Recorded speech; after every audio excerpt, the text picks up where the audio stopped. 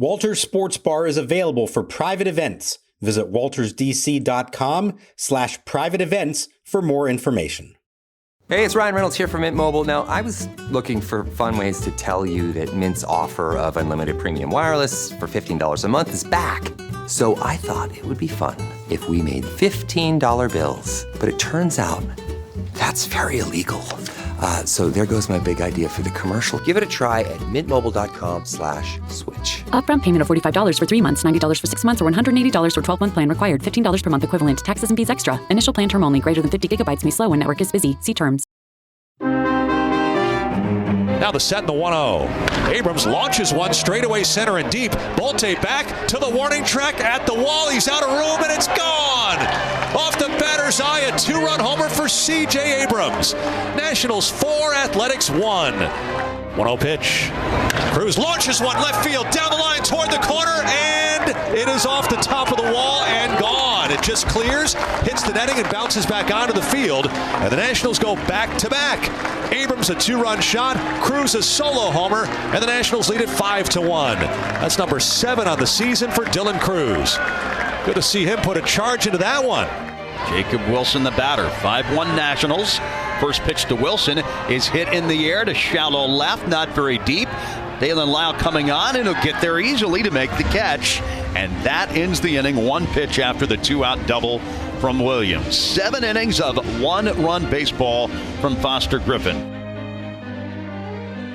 And welcome to Nats Chat. I'm Al Galdi, host of the Al Galdi podcast. My usual co-host, Washington Nationals insider Mark Zuckerman of NatsJournal.com. He is off for this installment of the podcast, but I am joined by the creator, owner, and executive producer of the podcast, Tim Shovers. And we now are 100 games into the Nats 2026 regular season. 100 games down, 62 to go. The Nats are 50-50 with a run differential of plus 15. Not bad at all, considering expectations coming into the season. But yes, work to do if the Nats are going to pull off a shocker and make the postseason. But the Nats over the weekend won 2 out of 3 games at the Athletics at Sutter Health Park in West Sacramento, California. Sunday, a 5-2 win. The A's in this regular season now are 42-57 with an MLB worst run differential of minus 114. Good to have you with us. All kinds of ways that you can get in contact with us. You can find us on X at Nats_chat. You can find us on Blue Sky at Nats Chat Podcast. You can email us natschatpodcast@gmail.com, including if you would like to sponsor the podcast and including if you would like for us to deliver a shout out for you on behalf of someone who you care about, a congratulations, a get well wish, a happy anniversary. You get the idea. Think of it as like a scoreboard message at Nationals Park, but contact Tim for details on the phenomenon that is the shout out on the Nats Chat Podcast. Again, the email address natschatpodcast@gmail.com. So 2 weeks from Monday is the 2026 MLB trade deadline, August 3rd at 6 p.m. Eastern. What are the Nats going to do in the lead up to that deadline? What is going to happen with Nats starting pitcher Foster Griffin? Griffin on Sunday allowed no more than 1 earned run for an 8th consecutive start, tying the Montreal Expos / Washington Nationals franchise record for most consecutive regular season starts in which a pitcher allowed no more than 1 earned run in each start. What is so hard to ascertain right now is, okay, are these the final days of Foster Griffin being with the Nats because they're about to trade him prior to the trade deadline? Is this perhaps the beginning of Griffin being with the Nats for years to come? You know, is this the start of a beautiful relationship? Or might it be the case that Griffin will be with the Nats for the rest of this season and then leave the team via free agency this coming offseason? All kinds of ways in which this situation can play out. But, you know, Tim, right now, it is hard to know how to feel with the greatness that we're seeing from Foster Griffin, other than, wow, this guy is killing it as the best pitcher on this Nats staff right now. He's the best pitcher on this staff right now, and to me, he should be the front runner for National League Rookie of the Year because, yes, he is still technically a rookie. If you go through the other candidates, and right now, J.J. Weatherholt of the Cardinals is kind of the odds-on favorite. I think Sal Stewart has better numbers than him. He's kind of the best hitter right now, but Griffin is going up against Noah McLean for another top pitcher in the National League. But like Griffin is very much in the thick of that race. And, you talk about what to make of it, Al. A few months ago, when he spun a gem in Miami, it was like, all right, TGIF, enjoy this while it lasts. Well, now you're like, all right, Foster Griffin's pitching. My default setting is 6 innings, 1 run. And tonight was 7 innings, 1 run. He even exceeded that. So there's so much there with Foster Griffin. And the timing of it, man, Paul Taboni is put to the fire immediately. I mean, this is a very difficult one. If they had GM class at college, this would be a course on how do you handle this in your first year on the trade deadline when you're exceeding your expectations. It will never not be funny that he's a rookie. He's in his age 30 season. He made his MLB regular season debut in 2020, and yet he is a rookie. That will never not be hysterical to me, but that is the case. He is a rookie. That certainly is how the Nats have been promoting him, and it would be wild if he ended up winning National League Rookie of the Year. Now, if the Nats do trade him and trade him to an American League team, then that really throws out of whack Griffin's National League Rookie of the Year candidacy, but hopefully we don't have to deal with that. Foster Griffin has been so good and so consistent, and that really is what this achievement of 1 earned run or less in each of 8 consecutive starts is about. So Griffin in this 5-2 win at the A's on Sunday, 1 run in 7 innings. Now, he recorded just 2 strikeouts. He gave up 8 hits, which were 3 doubles and 5 singles, but he issued just 1 walk. He threw a ton of strikes, 97 pitches, 65 strikes, just 32 balls, and he again did his Foster Griffin cerebral assassin thing, beating you with his mind, beating you with his control, beating you with his pitch selection, beating you with his pitch sequencing. And Griffin now is at 20 games, all of which have been starts. His ERA is at 2.68. Remember when we were talking about, boy, it'd be nice if Griffin got the ERA below 3. The ERA now is at 2.68. The whip now is at 1.03. All of this on a 1-year contract worth a reported $5.5 million. One of the great steals of this past MLB offseason. And yeah, it's going to be so interesting to see what happens here with Foster Griffin. So much of this, I feel like, will be determined by how the Nats do in the coming days. If they remain in contention, I don't know how you trade Griffin unless you're really just not a believer in this team making the postseason this season. But the Nats are right in the thick of the National League wildcard race. So if they remain more or less where they are now in terms of games out of that third and final wildcard spot, it's going to be hard to say the Nats have no shot here. Yeah, they have a shot. Now, once they get into the postseason, you can maybe have the conversation of how good truly is this team. Realistically, how far can this team go? But, I think these days in the MLB playoffs, you get in, you have a shot, man. I don't think this is how it was back in the day where truly the best teams went the furthest in postseason. So I think there's an argument to be made for just get in. And if you get in, you have a shot to make a run. But there may be no bigger storyline the rest of the Nats season here than what happens with Foster Griffin. Does he stay or does he go? And if he doesn't go, does he continue to thrive as he currently is thriving? He's a weather vane for the entire approach from the front offices for their first trade deadline. And the more we talk about this, by the way, and you mentioned the ERA well below 3, is he in the conversation for Cy Young? But I'll just mention, we'll do one award at a time here for Foster Griffin. But, the more I think about it, the more it becomes real. He's got 2 or 3 starts left before the trade deadline, probably 2. Next one will be this upcoming weekend against the Diamondbacks, either Friday or Saturday. Depends how the Nationals handle the off day on Thursday. And yeah, Al, there are a lot of listeners right now who are saying, you got to go for it. You got a chance here. Are you crazy? Don't even think about trading this guy. The only question is, are you signing him to an extension in July, August, September, October, or November? You're not doing it in December because no one's doing business in December. But that is really what most people, I think, listening to this podcast feel. I'm starting to come around more closely to them, though I don't, know if the Nats have the horses to stay in the hunt for 6 months. But right now, I'm leaning towards not trading him. That's currently where I'm at. I don't want Nats president of baseball operations, Paul Taboni, to sacrifice the bigger picture for the smaller picture. But I think Foster Griffin can be a part of the bigger picture. And so I think there is a very compelling argument to be made of pursue an in-season contract extension. We right now are seeing in-season contract extensions all over the place. And granted, These situations are not exactly the same as the Foster Griffin situation, but the Cincinnati Reds and starting pitcher Chase Burns, a 7-year, $105 million contract extension. The Baltimore Orioles and Kyle Bradish, a 5-year, $90 million contract extension. Contract extensions in season are achievable. Not always easy. This is a special case. I get that because this guy is an older rookie. He's having the season of his life. It may well be that he wants to test the open market. And oh, by the way, looming over all of this is to what extent is Paul Taboni allowed by the Lerner ownership group to aggressively pursue an in-season contract extension here? To what extent is the Lerner ownership group going to green light Paul Taboni making Foster Griffin an offer that compels him to pass up going into the open market? But contract extensions are doable. They do happen. They don't seem to happen with this team, but they do happen. They can happen. And it's going to be so interesting to see if that does happen with Foster Griffin, if he isn't traded. But of course, we just don't know. There's also this, too, with what Foster Griffin is doing. And I feel dirty doing what I'm about to do, but I'm going to do it because I know some people get into this. Foster Griffin's record in this regular season now is 11-2.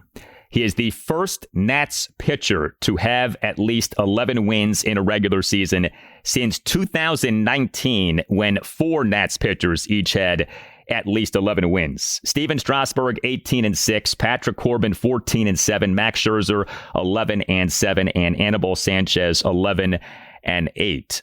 I'm now going to go to Sabermetrics confession.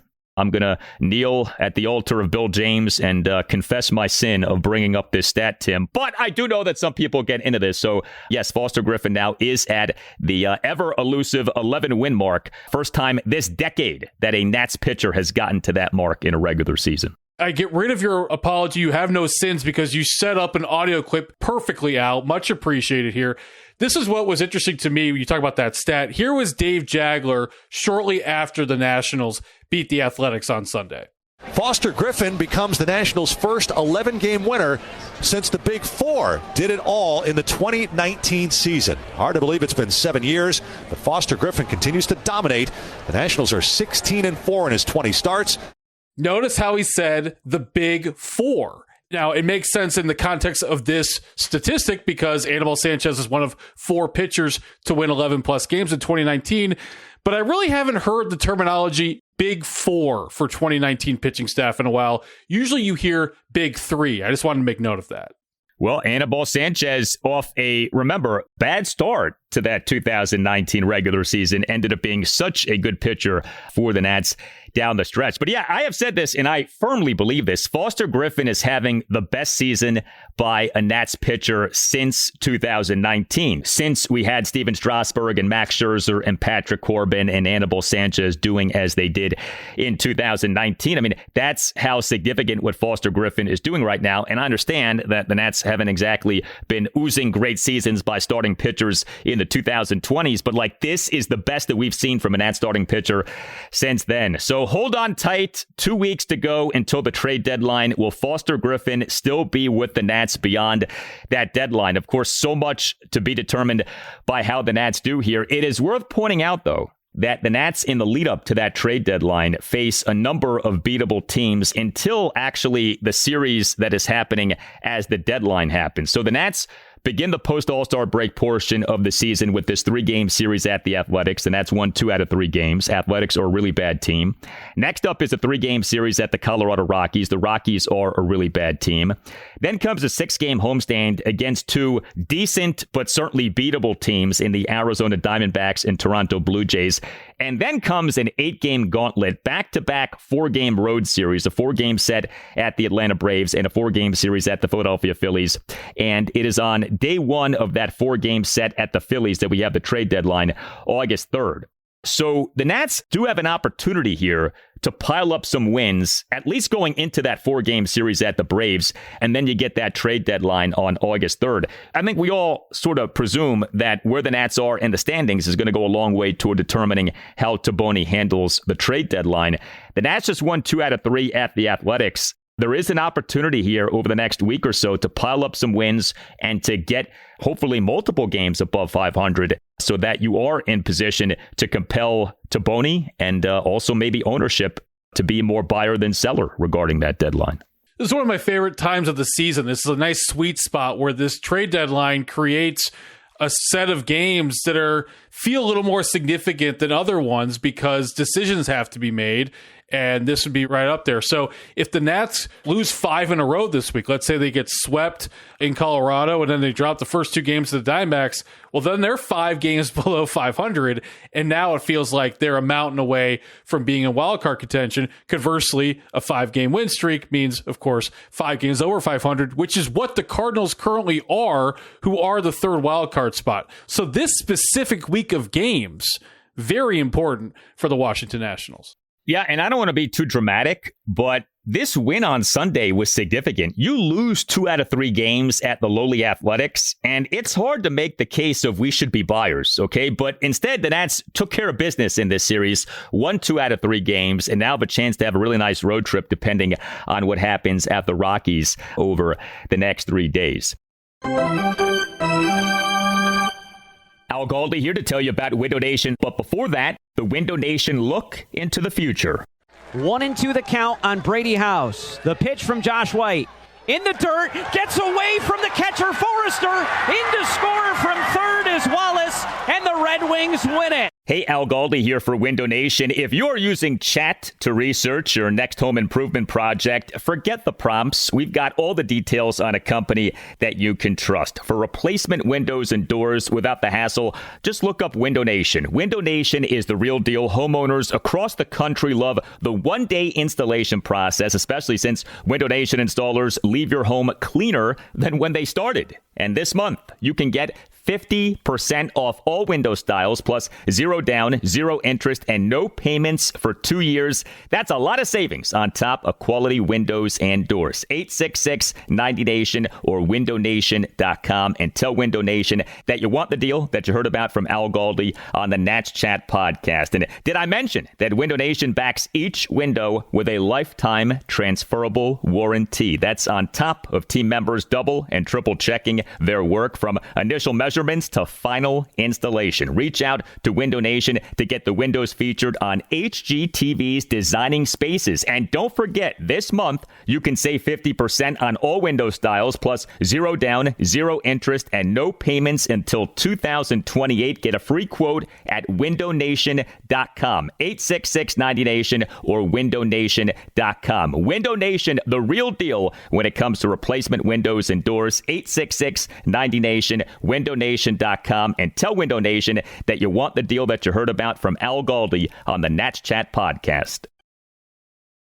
If your business runs on 5 different apps, 12 browser tabs, and 1 spreadsheet that everyone's afraid to touch, it's probably time for Odoo. Odoo is an all-in-one business management software that connects every part of your business into one powerful, easy-to-use platform. So instead of wasting time switching between disconnected systems, your entire business works together in real time. Your team moves faster, your data stays accurate, and you can actually focus on growing your business. Let one unified system run your entire business. From the first opportunity to the final payment, everything works together in one place. Whether you're a small business or managing a large operation, Odoo gives you one flexible platform built to grow with you. Learn more at odoo.com. That's ODOO.com. Try to end it right here. Again, they're not holding Wilson.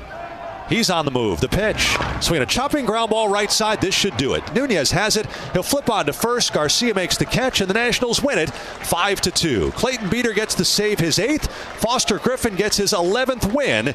C.J. Abrams and Dylan Cruz with back-to-back homers as the Nationals back at 500 with a record of 50-50. So Foster Griffin did as he did in this 5-2 win at the A's on Sunday. In terms of Nats relief pitching in this game, 2 Nats relievers combined to allow 1 run in 2 innings, though with 4 strikeouts versus 1 walk. Tom Cosgrove tossed 2/3 of a scoreless inning with 2 strikeouts. He, in the bottom of the 8th, faced 4 batters, retired each of the first 2 batters via strikeout, but then gave up back-to-back 2-out singles. Clayton Beeter allowed 1 run in 1 1/3 innings, generated 2 strikeouts, and got the save. But truth be told, Most notable with Nats relief pitching on Sunday were some roster moves, including a key reliever going on the 15-day injured list. The Nats on Sunday afternoon announced having put reliever P.J. Poulin on the 15-day injured list, retroactive to July 16th, due to a left flexor strain.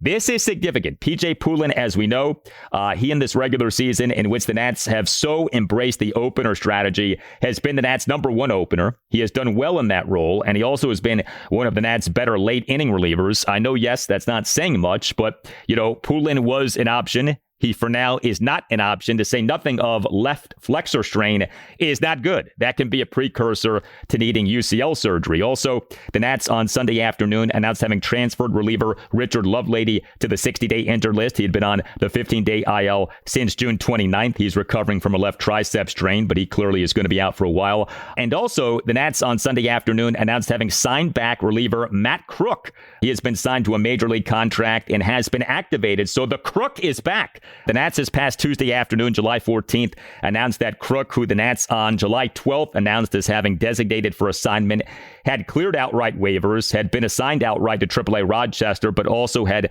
opted to declare free agency in lieu of accepting the assignment to Rochester, as was his right as a player with a prior outright assignment. You got all of that. Bottom line, the bullpen shuffling by Paul Taboni continues. But Tim, this loss of P.J. Poulin looms large, and you look at the Nats, and we know what the deal is with the bullpen. It's really bad.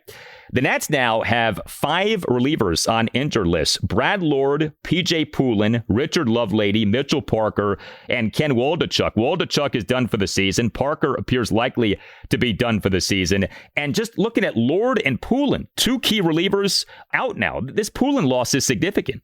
Significant was the exact word I was about to use there. On the context of this team, this is very costly. Use them in the first inning, they use them in the 9th inning. And so it's going to be hard to replace Poulin, who has vastly exceeded expectations so far this year. I think Tom Cosgrove, who appeared on Sunday, is worth looking at his background as an indication, and I think as to the bullpen approach for these final few months, especially as the injuries mount up, like you just mentioned. Cosgrove was in Sugarland, Texas, in the Houston Astros system. He's bounced around some other teams. He's had big league experience, including with the Padres, but he ultimately was traded to the Nats for cash considerations because, according to the Astros' point of view, there just wasn't a viable path for him to make the big leagues. They have a lot of left-handed arms on their big league staff, something that most major league teams don't have. So where I'm going with this is the Nats did a good job of monitoring the waiver wire for a guy that had been pitching pretty decently in AAA, so it makes sense to add him to the staff. I expect more Tom Cosgroves in these final few months here down the stretch. So it was around this time last season that the Nats got Luis Garcia, the reliever, not the position player, and Garcia, the reliever, ended up being a nice pickup. Out of all of these rando pickups for the Nats in terms of relievers this season, you'd like to think at some point, maybe you don't strike gold, but you strike some sort of metal that is worth something here and that you get someone who can really be of help. And if it's a Tom Cosgrove, more power to him. But, you'd like to think at some point something sticks. I mean, it's not just that the bullpen has been really bad. It feels like there is a bad luck element with this bullpen in the same way that there is this really good luck element happening with the offense. Like nothing, it seems like, has worked with this bullpen for any length of time this season. You'd like to think at some point you stumble into someone who can maybe be of a significant value down the stretch. We'll see. The Nats offense in this 5-2 win at the A's on Sunday. So the Nats were good offensively. Truth be told, should have scored more than just the 5 runs. The Nats went just 1 for 12 with runners in scoring position. Also, the Nats struck out 10 times, but the Nats in this game did get to 5 runs, which is, a nice run output. The Nats hit for power. 4 of the team's 7 hits were extra base hits, 2 homers, 2 doubles, and 3 singles. The Nats drew 5 walks and drew 3 hit by pitches and went 6 for 6 on stolen bases.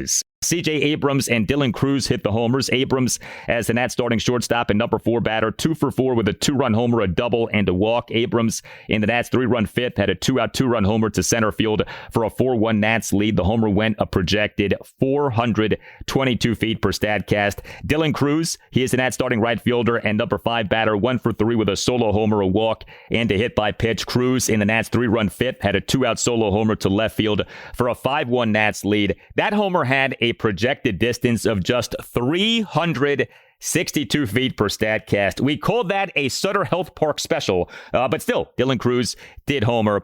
And Nasim Nuñez was anything more fun than what Nuñez did in basically on his own manufacturing a run in the Nats 1-run third. So Nuñez was the Nats starting second baseman and number 9 batter, 1 for 4 with a single, 2 for 2 on stolen bases.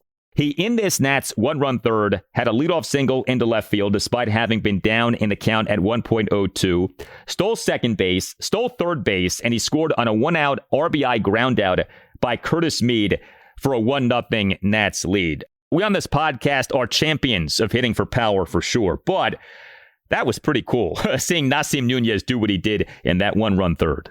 Oh, Nasim Nuñez, kind of like Willie Mays Hayes manufactured a run in Major League 2, if anyone remembers the scene there against Boston. But yeah, Nuñez now up to 37 stolen bases. He has 7 more than anyone else in all of Major League Baseball, a dozen more than Pete Crow Armstrong for second place in the National League. He's going to, I think, as long as he doesn't get hurt, he's going to break C.J. Abrams' mark for most stolen bases with the Nationals. Now, as we've talked about, the Expos have a slew of guys who have way more than that. But no one in this organization has stolen 50 bases in a season since Otis Nixon in 1990 with the Expos, and I think that's where we're headed here. So we could have a guy steal 50 bases for the first time for the Nationals, and if James Wood gets hot in the second half, we could have someone hit 50 homers. So 50 steals, 50 homers in play. That would be wonderful. James Wood did have a rough series, so he was the Nats' number 1 batter in each of the 3 games. It was a starting DH in games 1 and 3, starting right fielder in game 2. He, over the 3 games, went 1 for 14 with a single, 1 walk, and 10 strikeouts. I am not going to do what I've seen some people do, which is say, like the All-Star break cooled off James Wood. We've seen this prior to this series this season, where Wood has a rough series and then the next series erupts. He, with the exception of his slow start to the regular season, really hasn't had that lengthy of a slump. And so, let's give the guy another series out of the break before we talk about him slumping or anything like that. It was not a great series for James Wood. He struck out a ton, only drew 1 walk, didn't have an extra base hit, struggled defensively in game 2 of the series. But, I think the guy has earned a benefit of the doubt. His OPS is at 957, C.J. Abrams 869, Curtis Mead 861, Luis Garcia Jr. 857.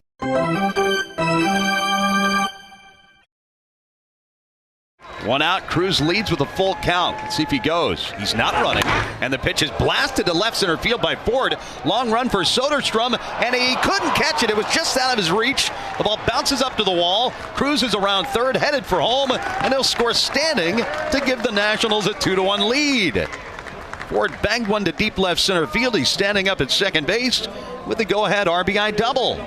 So the Nats take care of business in this series. Really good to see them get that win on Sunday. And next up is a series at Coors Field in Denver. Coors Field, a park, of course, in which hitters have feasted for decades. The Nats have listed the following starting pitchers as probables for the series. Game 1, Monday night at 8:40, Andrew Alvarez. Game 2, Tuesday night at 8:40, Miles Michaelis. Game 3, Wednesday afternoon at 3:10, Cade Cavalli. What does the Nats record on this road trip need to be? 4-2? Is that what we're looking at here? You got to go at least 4-2 to make this a road trip that you're proud of? Definitely. They need to win. 4-2 would mean they went 2 of 3 in both series. They have to win these series when they're playing teams like this.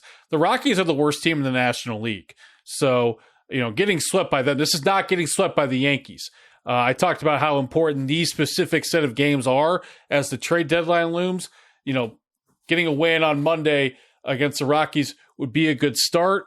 So this would be a good opportunity for some offensive statistics to pile up, of course, in a series like this. Yet another year of not good pitching for the Colorado Rockies. So I don't know if we're going to get 23 runs like we did on Friday, but I think we're going to have the Nats score double digits at least once this series. Oh, yeah, I think you're absolutely right about that. The Rockies, a National League worst 40-61 with a National League worst run differential of -90. And the Rockies have allowed the most runs in the majors, and it's not even close. 574 runs allowed by the Rockies. Remember when the Nats were both number one in MLB in runs scored and dead last in MLB in terms of fewest runs allowed? So number one in MLB in runs scored, number one in MLB in most runs allowed. The Nats now are at 530 runs allowed. The Rockies are at 574. The Rockies have overtaken the Nats by quite a bit in terms of most runs allowed in this regular season. Absolutely an opportunity for the Nats offense to feast in the coming days. And that's, again, with this James Wood thing. Like, yeah, he didn't have a good series in West Sacramento. He's about to have 3 games in Coors Field. Let's see how he does over these 3 games against this Rockies pitching staff. Something tells me that James Wood is going to mesh. Well, I hope the next time that James Wood goes to face the Athletics on the road with the Nationals in 2028, that series is in Las Vegas in the new ballpark, because this West Sacramento thing's a bit of a joke. And the first 2 games, the final scores kind of reflected that. So I'm sure James Wood will be happy to have Sacramento in his rearview mirror, and I share with him that opinion. You know, we as Washington, D.C. area sports fans know a thing or two about teams changing names, right? The Athletics, to me, are so interesting. For a second consecutive season, they are just the Athletics or the A's.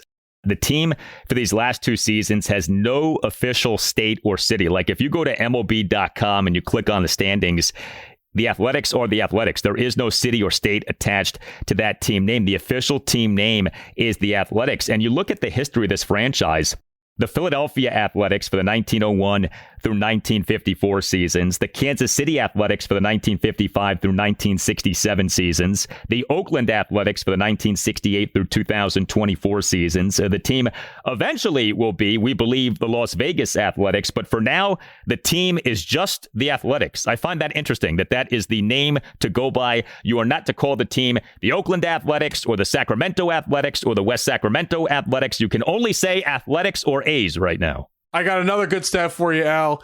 You said 1901. When they do move to Las Vegas, the franchise is older than the city of Las Vegas, which is 1905. That's pretty funny.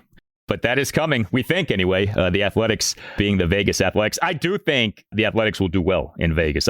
Vegas, I think, is a great city, and I think sports teams already there are doing well, especially the NHL team, the Vegas Golden Knights. The Golden Knights have had a lot of success being a big-time pro sports team in Vegas. I'd like to think the same thing will happen with the Athletics. The Athletics have a very proud history. So many great players have played for the Athletics. The Athletics have had so many great teams over the years, but their ballpark saga with Oakland just went on and on and on. You hated to see the Athletics leave Oakland, but I do think good things will happen for the franchise in Vegas. But you know what? That's a conversation for Athletics Chat. The Nats win the series at 500, 50-50, 100 games into this regular season. You tell us what you think. Hit us up on X at Nats_chat. You can find us on Blue Sky at Nats Chat Podcast. You can email us natschatpodcast@gmail.com. If you're not already subscribing to the podcast, please consider doing that. Subscribing to the podcast costs nothing, and make sure that you never miss an episode. Also, you on Apple Podcasts can give the podcast a 5-star rating. If you think we deserve it, please